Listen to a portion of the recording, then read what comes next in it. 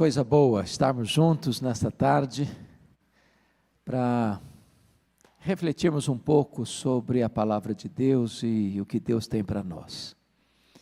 Parabéns pela iniciativa deste encontro, que tem sido semanalmente uma fonte de inspiração para tantas pessoas.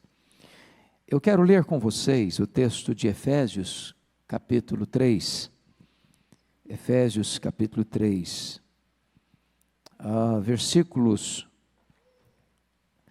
14 e 15, apenas a introdução desta oração que Paulo faz, é a segunda oração que ele faz nesta carta aos Efésios, ele que estava preso na cidade de Roma, ele que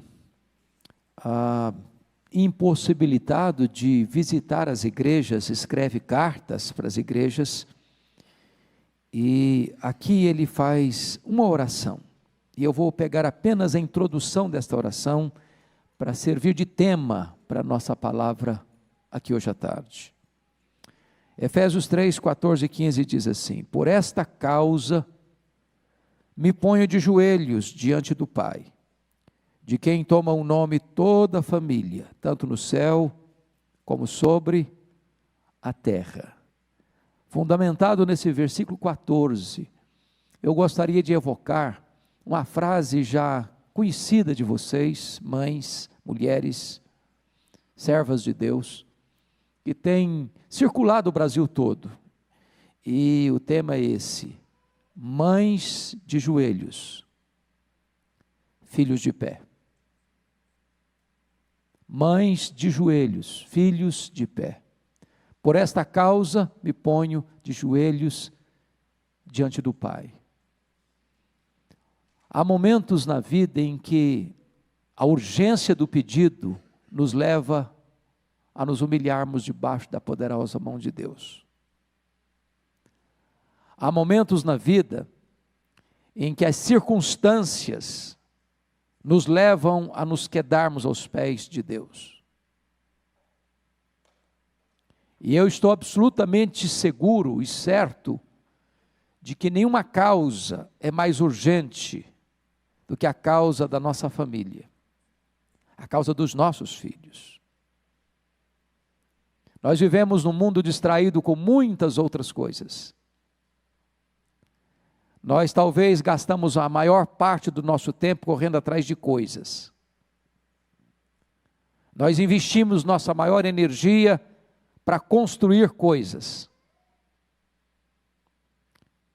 para largar o nosso patrimônio. Mas o que vai permanecer não são coisas. Coisas vão ficar. Coisas vão ser combustível para o fogo. Quando Jesus voltar, as obras que nós tivermos construído vão perecer. Mas a nossa família vai ficar. A nossa família é o nosso verdadeiro tesouro. A nossa família vale mais do que coisas. Entendendo isso, nós deveríamos investir o melhor do nosso tempo, a maior energia e os nossos maiores esforços para lutar pela nossa família, maiormente pelos nossos filhos. O apóstolo Paulo entendeu que Deus é aquele que toma o nome de toda a família no céu e na terra. Conceito de família me remete para Deus, porque Deus é o Deus Pai, Deus é o Deus Filho, Deus é o Deus Espírito Santo. Sendo um só Deus, subsistem três pessoas em plena comunhão, servindo para nós de exemplo e de modelo do que é nos relacionarmos em profunda comunhão. Então, pensando nesta oração do apóstolo Paulo, eu gostaria que nós olhássemos aqui alguns princípios.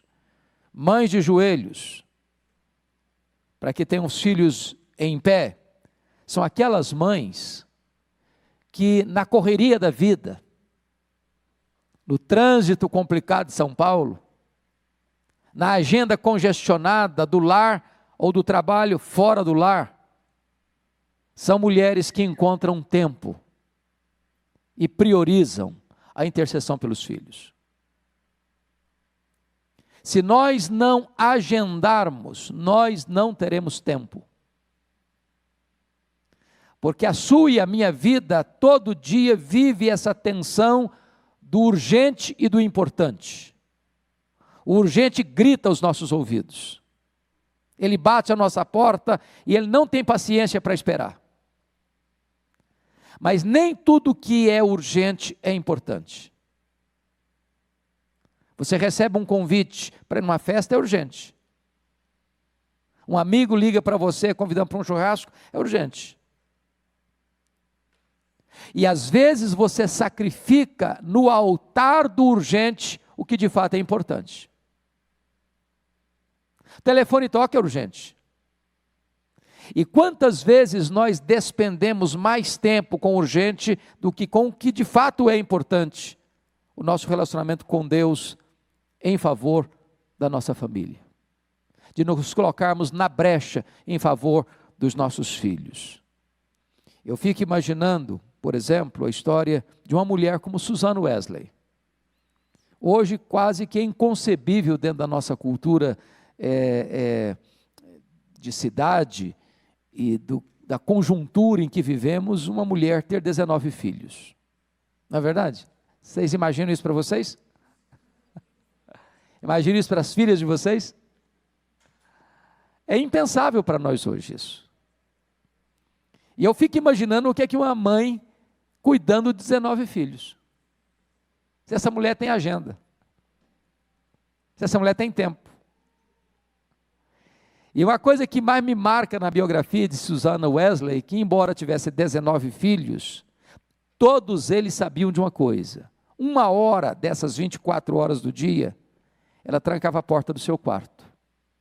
E nenhum filho tinha a liberdade de bater a porta. Todos sabiam que ela estava ali de joelhos, para que os filhos ficassem de pé. Foi essa mãe que influenciou talvez a figura mais expressiva da igreja no século XVIII, John Wesley. Foi essa mãe que, apesar de tanta correria da vida, tinha tempo para aconselhar o seu filho, escrever para o seu filho e influenciar a igreja da Inglaterra através de suas cartas. Mas que encontrou tempo para orar pelos seus filhos. Mas eu não estou falando apenas para mães, eu estou falando para pais também. E me lembro a história de Jó. Jó era o homem mais rico da sua geração. E a Bíblia quantifica os bens que ele possuía. E vocês sabem que quanto mais propriedades e bens tem uma pessoa, mais ocupada ela é. Porque as coisas nos sugam. Administrar, cuidar. Isso tudo toma seu tempo. Mas a Bíblia diz que Jó orava por todos os seus filhos de madrugada.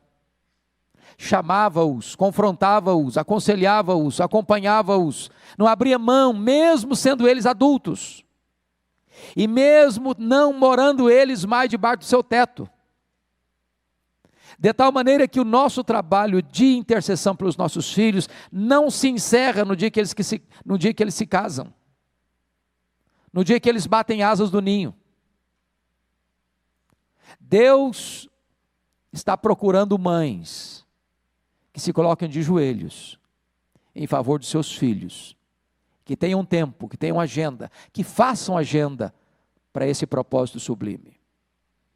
Segundo lugar, mães de joelhos, filhos de pé. Deus está procurando também mães que não apenas encontrem tempo, mas que não desistam, porque é diferente. É diferente. Às vezes nós começamos a orar, mas não temos sequência, não temos perseverança, não temos constância. E sabe, irmãos, de todos os exercícios espirituais, talvez nenhum deles exige mais de nós do que a oração. Nós temos maior facilidade de dizer, está faltando alguma coisa aqui em casa? Dá para ir no supermercado? Dá.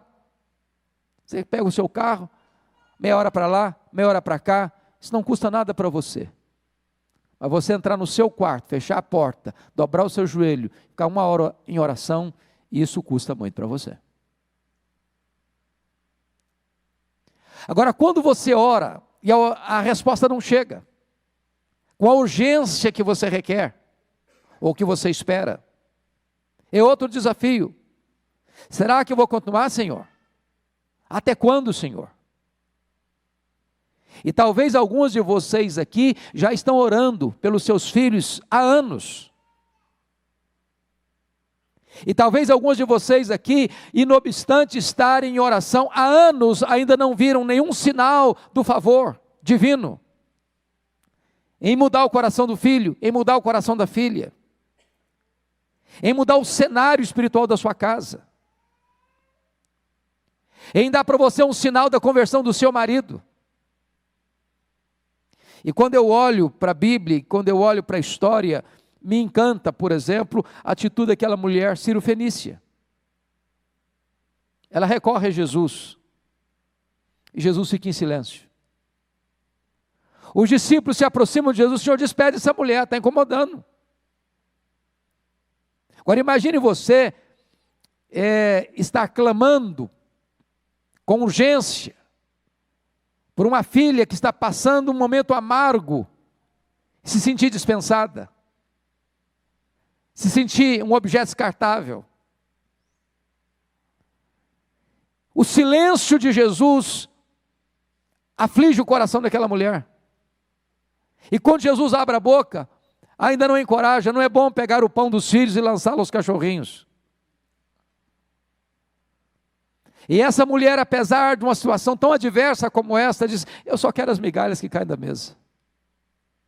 E o Senhor disse: grande é a tua fé, mulher, seja feito conforme a tua fé. E naquele momento, a filha dela, que estava endemoniada, foi liberta, porque ela teve uma atitude que Jesus quis destacar: a perseverança no pedido. Perseverança.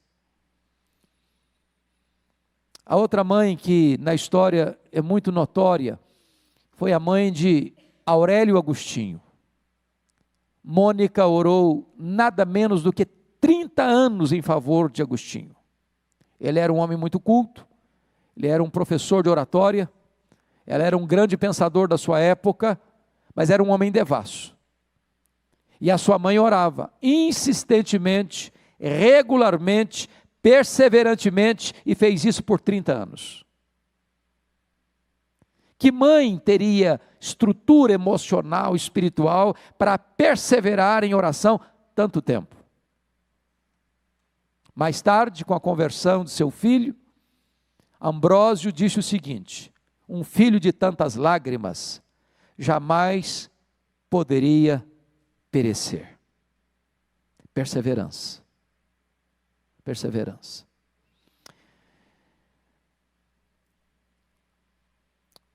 Há um exemplo que me marca profundamente, e esse livro, quando li, abençoou muito a minha vida, do pastor batista Tim Cymbala.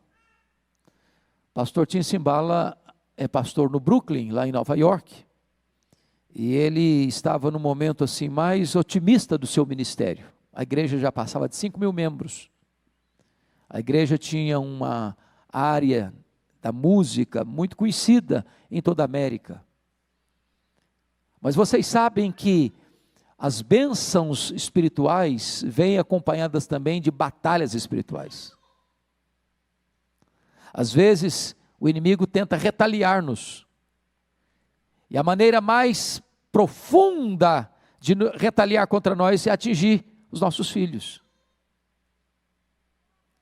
E então um dia o pastor Tim Cymbala chegou em casa, e a sua filha adolescente, a primogênita, disse para ele assim: papai, eu estou saindo de casa, não quero saber da igreja, não quero saber de Bíblia, quero curtir a vida. Imagine o que é um pai, pastor, escutando isso de uma filha adolescente. E ele pediu, ele insistiu, mas não adiantou. A menina botou uma mochila nas costas, saiu o portão afora. Pastor Tim Cymbala chegou a pensar em largar o ministério. Um dia um colega dele liga para ele da Flórida e disse assim: pastor, esquece essa menina, toca a sua vida. Ela não está nem aí com você. Mas aqui está um ponto crucial. Como é que você vai para o trabalho tranquila, sabendo que um filho, uma filha está desviado do Evangelho? Como é que você vem para a igreja em paz, sabendo que dentro da sua casa tem alguém que se afasta e vira as costas para Deus? E então o pastor Tim Cymbala narra que um dia ele foi para a igreja e numa vigília de oração, uma irmã se levanta e disse assim para ele: pastor Tim Cymbala, a nossa igreja nunca chorou pela sua filha, a nossa igreja nunca levantou um clamor em favor da sua filha. E ele diz que naquele momento os crentes deram as mãos, fizeram um grande cordão de isolamento ao redor dos bancos, e aquele templo se transformou numa sala de parto, de soluços, de gemidos, de lágrimas. Quando ele retorna para casa de madrugada, ele disse para sua esposa assim: querida, eu não tenho dúvidas de que Deus libertou a nossa filha nessa madrugada. 2 dias depois, a campainha toca, bem de manhã, a mãe foi à porta para abrir, era sua filha, em lágrimas. Ela entra para dentro da casa, vai ao quarto onde estava o seu pai, agarra-se aos pés do pai e diz: papai, me conte o que aconteceu há 2 dias de madrugada. Eu estava em casa, fui acordada, tomada por uma profunda convicção de pecado, parece que escamas caíram dos meus olhos. Eu quero dizer para o Senhor que eu estou de volta para minha família, eu estou de volta para a minha igreja, eu estou de volta para o meu Deus. É muito importante nós entendermos que precisamos perseverar em oração, ainda que agora você não esteja vendo nenhum sinal de mudança, persevere, porque quem age é Deus, e quando Deus age, ninguém pode impedir a sua mão de agir. Mães de joelhos, filhos de pé, são mães que têm coragem de consagrar seus filhos para cumprirem o propósito e a agenda de Deus. O que eu estou falando parece ser muito óbvio, mas não é não. A nossa geração hoje aspira grandes coisas para os seus filhos, mas grandes coisas à luz do mundo. Quero que meu filho seja um grande profissional, seja um grande empresário, ou seja alguém de ponta na área da ciência ou da educação, que alcance o pináculo da pirâmide social, que seja alguém aplaudido pelo seu conhecimento, pelos seus talentos, pelos seus dons, pelas suas conquistas. Nós estamos vivendo uma geração, irmãos, que nós temos um pouco de dificuldade de dizer: Senhor, manda obreiros para a tua seara, mas se possível, manda os filhos dos outros, o meu não, deixa o meu tranquilo. Manda missionários, Senhor, mas que não passe pela minha casa.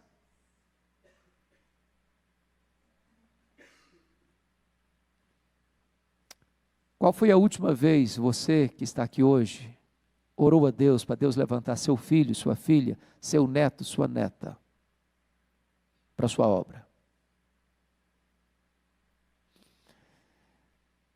Deixa eu pensar com você sobre a mãe de Ashbel Green Simonton. Foi um missionário pioneiro que veio aqui para o Brasil em 1859 para plantar a que nós chamamos da Igreja Presbiteriana do Brasil. Ele era o filho caçula. Eram 9 irmãos. Seu pai era um presbítero. Seu pai era médico. Seu pai era deputado, já por 2 legislaturas. E quando aquele menino nasceu, caçula, seus pais tomaram a decisão de consagrá-lo para a obra de Deus. E o que eu acho bonito quando você estuda a história é que Deus honra essa atitude de pai e mãe, desse desejo do coração. E quantos que foram levantados por Deus como expressão da resposta de Deus à oração dos pais, que com amor disseram: Senhor, aqui está no teu altar o melhor que nós temos, te entregamos. Pensa comigo na história da Ana. que era uma mulher estéril,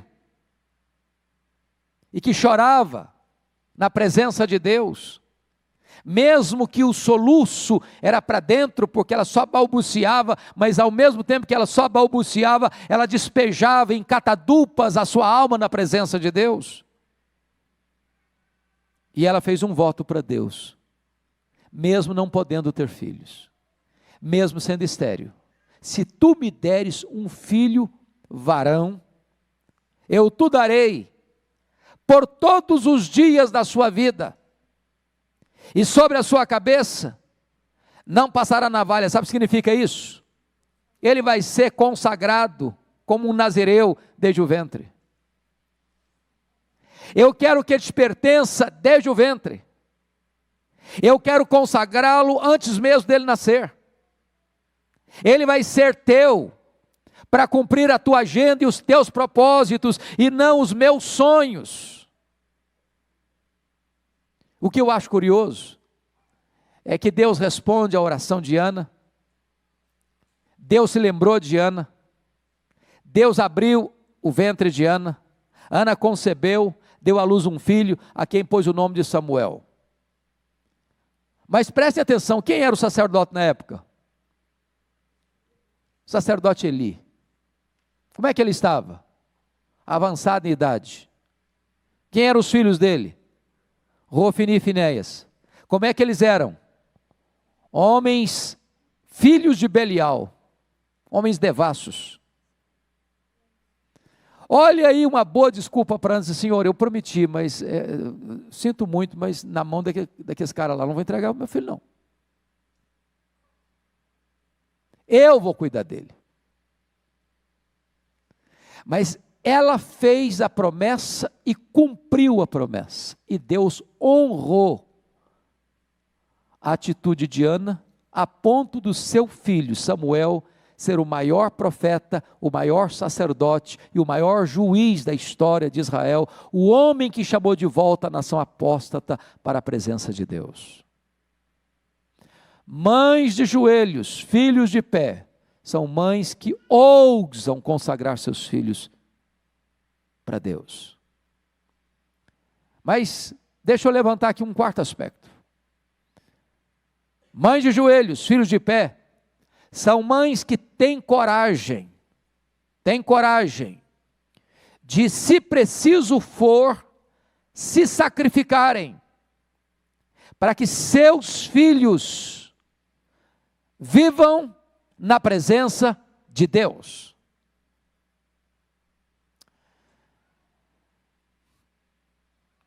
Eu sei que pedir para uma mãe se sacrificar pelo filho, isso é o óbvio ululante, não é não? Isso é o óbvio ululante.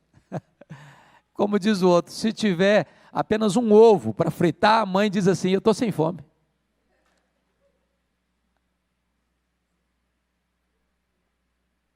Mas, eu não estou falando nem desse tipo de sacrifício. Eu comparo a mãe com o pelicano. Dizem os estudiosos do pelicano que quando ele sai para procurar comida para os filhos que estão no ninho e não encontra, ele rasga o seu próprio peito com o bico e alimenta os seus filhotes com o seu próprio sangue. Para mim esse é o retrato de uma mãe. E eu tenho certeza que todas vocês ou já fizeram, ou fazem, ou fariam isso pelos seus filhos. Mas eu fico olhando a minha própria história, porque às vezes uma mãe não precisa ser uma mulher intelectual para ter uma compreensão profunda da vida. A minha mãe era uma mulher analfabeta. A minha mãe nunca teve o privilégio de sentar num banco de uma escola. Mas eu posso garantir a vocês que nenhuma pessoa influenciou mais a minha vida do que minha mãe. Eu conheci poucas pessoas tão sábias quanto ela, no discernimento espiritual. Conheci poucas pessoas mais generosas do que ela. mesmo morando na roça, ela ia para a cidade fazer compras, e ela comprava 10 vezes mais do que ela precisava para ela. E quando nós perguntávamos, para que esse exagero? Ela respondia, porque eu tenho muita gente para ajudar. E ela ia repartindo, com alegria, com entusiasmo, com prazer.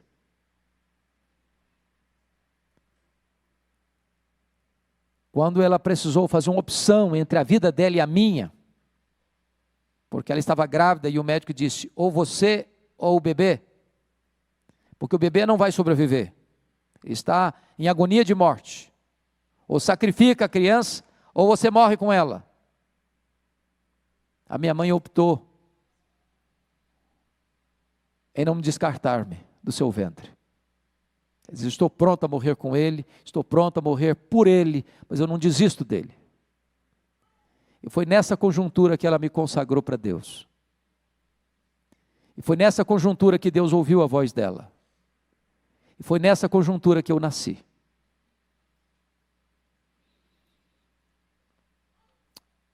E quando eu olho para a minha história, eu fico muito emocionado, porque o lugar que eu nasci é o mesmo até hoje. Tem a mesma quantidade de casas até hoje. É uma roça, e tem um patrimôniozinho perto. Na história daquele patrimôniozinho, nunca ninguém tinha saído dali para estudar, nunca. E por providência de Deus, com 8 anos de idade, eu entrei na escola, para ser alfabetizado. 4 anos depois, eu estava terminando o primário. E eu que nunca tinha dormido uma noite fora de casa. E eu que com 12 anos nunca tinha visto uma televisão. E eu que com 12 anos de idade nunca tinha visto uma cidade. E eu que com 12 anos de idade nunca tinha visto uma lâmpada elétrica. E eu com 12 anos de idade subi na carroceria de um caminhão. E fui morar a convite da minha professora, na Grande Vitória. Passando momentos dificílimos. De dormir chorando de fome, por entender que Deus tinha um plano na minha vida, e eu queria estudar. E a minha mãe nunca me contou o projeto dela com Deus, porque no coração dela, embora fosse uma mulher analfabeta, ela era sábia, dizendo, se eu falar para o meu filho o compromisso que eu fiz, ele vai se sentir no compromisso de fazer o que eu fiz com Deus, e ele pode correr o risco de ir para um seminário, ser pastor, sem um chamado claro de Deus na sua vida. No dia que Deus me chamou para o ministério, e eu fui contar para ela, disse, filho, desde o ventre, eu estou orando por esta causa. O que está acontecendo hoje é resposta da minha oração, do meu compromisso que eu fiz com Deus.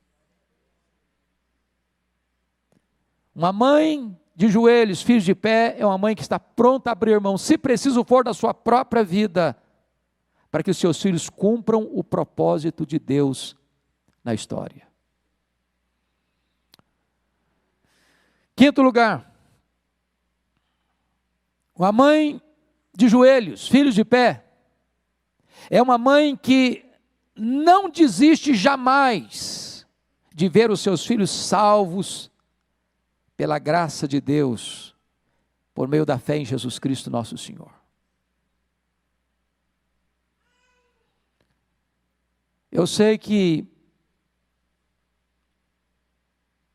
ser filho de crente não significa ser crentinho. Eu sei que muitas vezes, biblicamente, historicamente, você tem pais piedosos e filhos rebeldes. Ao mesmo tempo que você também tem pais rebeldes e filhos piedosos.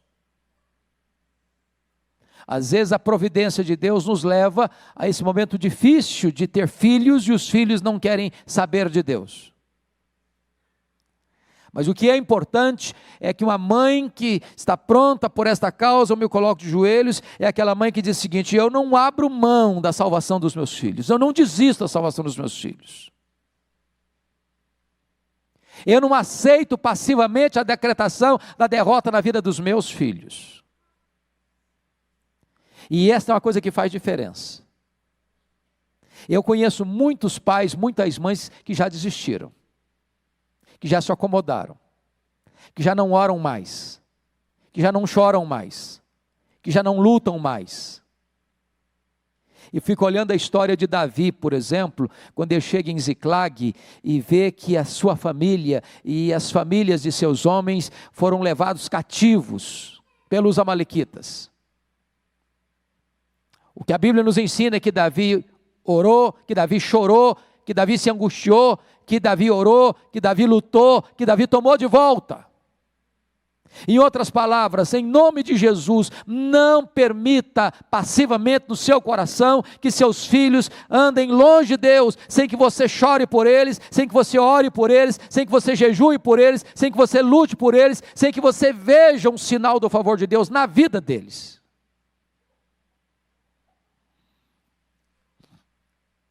Pense comigo na história de Joquebede. Quando Joquebede ficou grávida, se fosse menino, eu já estava sentenciado de morte. A ordem era mate. A ordem era, jogue no Nilo para os crocodilos.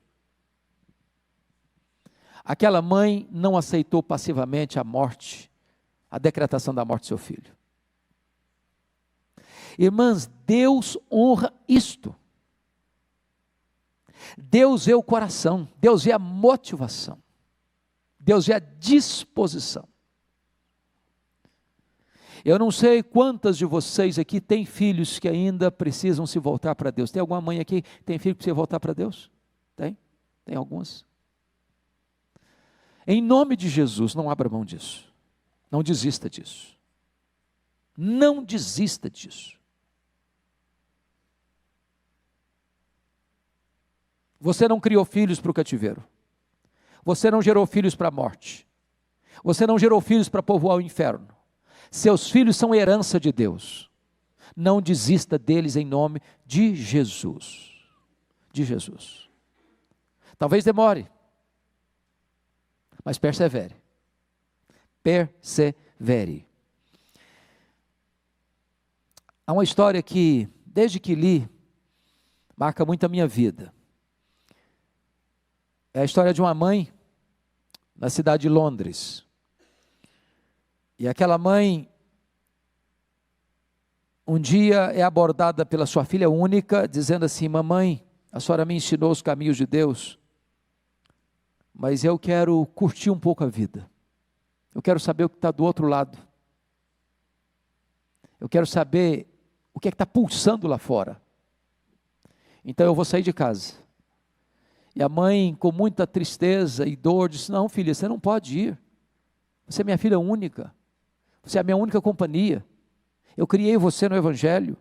Disse: minha mãe, eu não quero ficar em casa. Eu não vou ficar em casa, eu vou embora.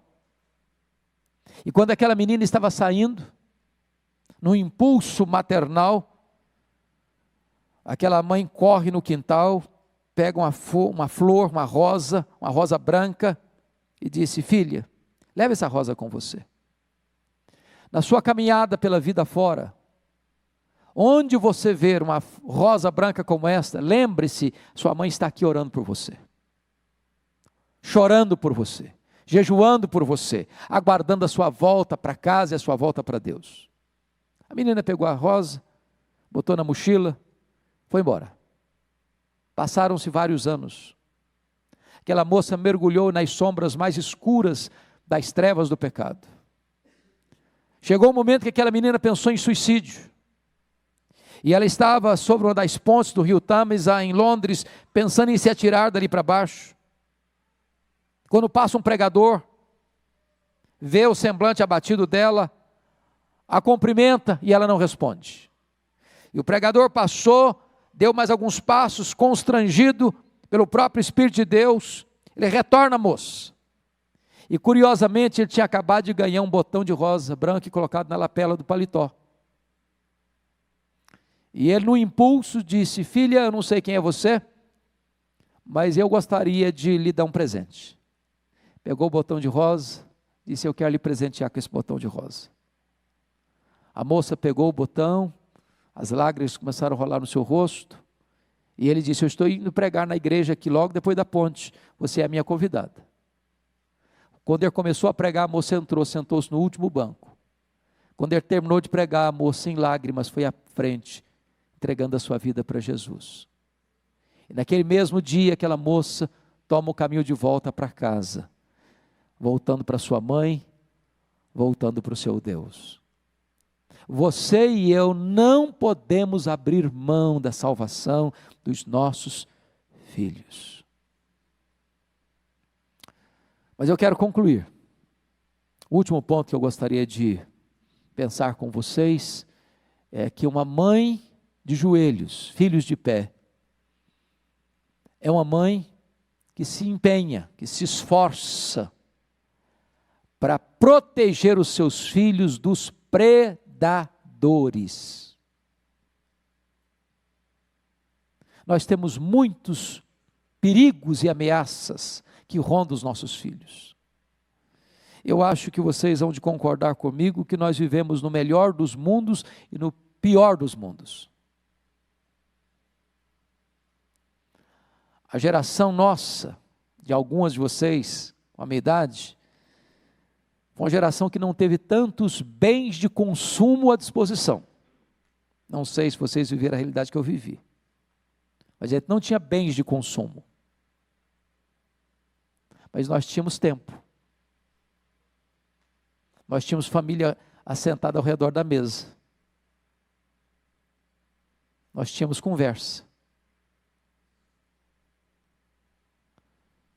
Alguns aqui não tinham, como eu, uma televisão, mas nós tínhamos papo.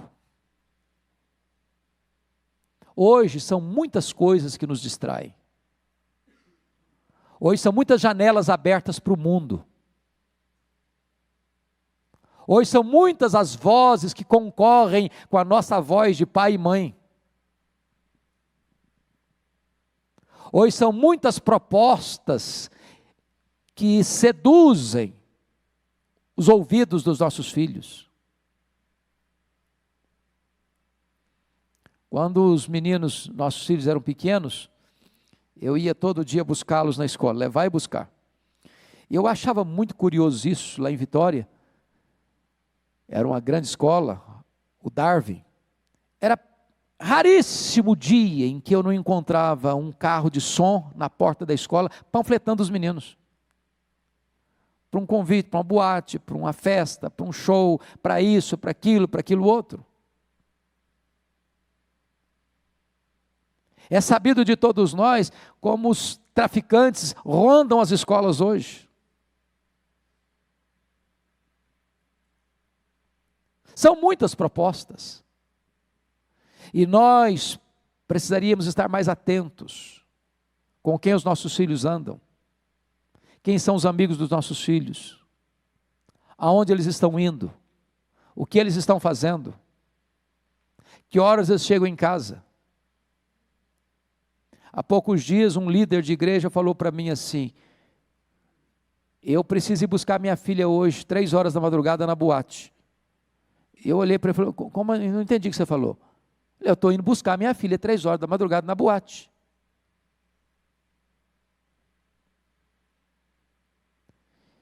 Parece que isso já é comum. Isso não choca mais. Isso não agride mais. Quando na verdade a postura deveria ser: mas esse não é o lugar para minha filha estar. Não é zelo eu ir buscar ela 3 horas da madrugada, é falta de zelo permitir que ela vá.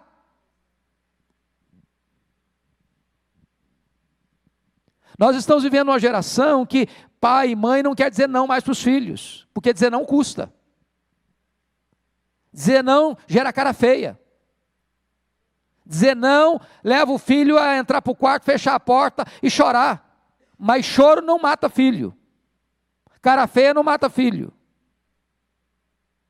Mas falta de limites mata. Pai e mãe precisa ter coragem de dizer não. Pai e mãe precisam colocar limites, porque limite é prova de amor, de cuidado, de zelo.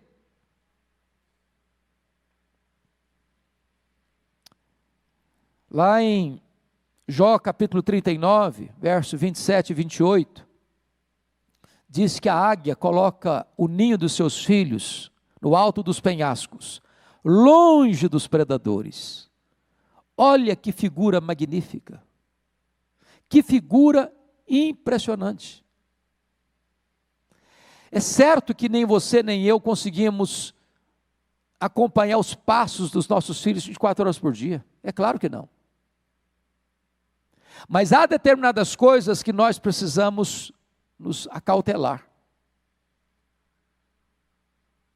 Por exemplo, pense comigo na história do Davi. Lá no 1 Samuel capítulo 30, Davi está lutando pelos seus filhos. Mas aí Davi toma posse como rei, depois da morte de Saul. Aí Davi começa o seu reinado, lá em Hebrom, 7 anos. E aí registra a Bíblia que está lá ele, a família dele, menciona a família dele. Depois Davi vai se fortalecendo, um grande homem, com muitas conquistas, com muitos territórios, com muita riqueza, com muita fortuna, com muita fama. Aí agora ele vem para Jerusalém, mas não fala mais nada da família dele. E aí você vai para o capítulo 12, 11, 12, a queda dele. Aí você vai para o capítulo 13, e ele já não mais se conecta com os filhos dele. O Aminon está apaixonado por Tamar, que é meia irmã dele. Davi não está sabendo de nada. Davi não sabe de nada, Davi não vê nada, Davi não percebe nada. Jonadab, que está lá perto do filho dele, que está vendo tudo, que está fazendo papel de conselheiro do diabo na vida do menino. Davi manda Tamar ir na casa do Aminon, quando na verdade ele tinha que ter percebido o que estava no ar. Aminon violenta Tamar, Davi fica com raiva, mas não acolhe Tamar na sua casa, a menina tem que ir para a casa do irmão. Absalão nutre ódio por Aminon 2 anos, Israel inteiro sabe disso, Davi não toma nenhuma medida. Absalão planeja e executa, mata o seu irmão Aminon. Davi persegue Absalão, tem que fugir de Israel. Depois, com muita insistência de Joabe, ele volta, mas Davi diz, pode voltar, mas não quer ver sua cara. E aí você começa a perceber que muitas vezes outras coisas tomam conta da nossa agenda e os nossos filhos vão vazando pelos dedos. Porque nós precisamos tomar uma atitude de colocar o ninho dos nossos filhos longe dos predadores. Mas ainda Deuteronômio capítulo 32, versículo 11, fala que a águia, quando os filhotes estão para sair do ninho, elas vão lá e começam a voar em cima do ninho, dizendo para os filhotes assim, está na hora de sair, veja o meu exemplo, olha como é que eu faço. E aqui a águia me ensina um princípio, o princípio de que nossos filhos veem mais o nosso exemplo do que escutam as nossas palavras. As falas apenas sussurram, mas o exemplo grita. Albert Schweitzer disse certa feita que o exemplo não é uma forma de ensinar, o exemplo é a única forma eficaz de ensinar. Então eu gostaria de concluir dizendo o seguinte para você e para mim, para nós, como pais e mães aqui. Por esta causa eu me ponho de joelhos, diante do Pai que toma o nome de toda a família, tanto no céu como sobre a terra. Eu não sei que tipo de compromisso você, mãe, você, pai, já assumiu com seus filhos, com Deus em favor dos seus filhos, melhor dizendo. Com Deus em favor dos seus filhos. Mas se você ainda não tem se colocado de joelhos em favor deles, encorajo vocês a fazer isso. Não tem uma causa mais urgente e mais importante do que esta. Para que esta geração conheça Deus, para que essa geração seja cheia do Espírito Santo de Deus, para que os nossos filhos sejam mais crentes do que nós, para que os nossos filhos possam ser reparadores de brechas e possam se tornar instrumentos poderosos nas mãos de Deus, na nossa nação e em todo o mundo. Convido você para nós termos um tempo agora de oração. Curva sua fronte.